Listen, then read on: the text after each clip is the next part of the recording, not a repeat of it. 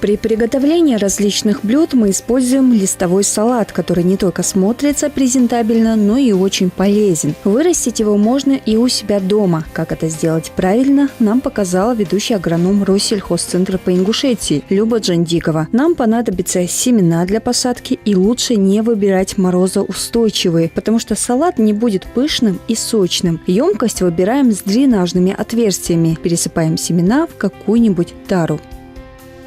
Для салата подходит легкий субстрат. На дно мы укладываем дренаж для начала.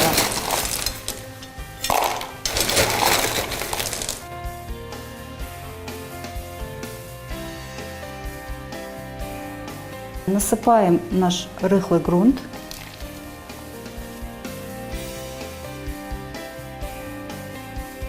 Насыпали мы наш рыхлый грунт, слегка утрамбовываем землю, чтобы не было воздушных карманов. Сейчас мы будем делать грядочки или лунки для наших семян. Делаем мы это любым подручным средством.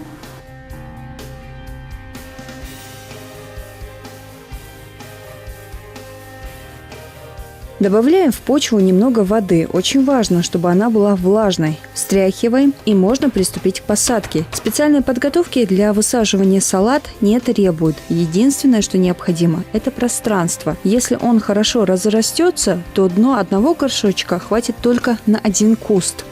Но на всякий случай, если не взойдут все семена, мы посадили 3-4 зернышка. Будем надеяться, что они все зайдут. Теперь присыпаем их аккуратно землей.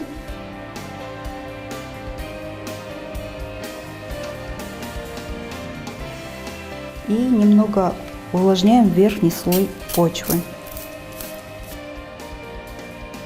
Можно закрыть крышечкой, если она есть, но я буду закрывать пищевой пленкой. Покрыв саженцы пленкой, убираем их в теплое место. Для лучшего всхода семян температура в помещении должна быть около 20 градусов, а само оно должно быть светлым. Всходят семена салата очень быстро. Обычно это в среднем дней через 4-5.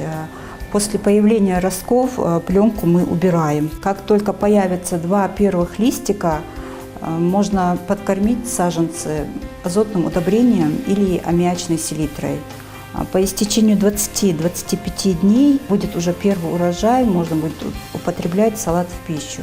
Воспользовавшись такими несложными советами, вы сможете вырастить свежий листовой салат на своем подоконнике, что, кстати, к тому же и удобно.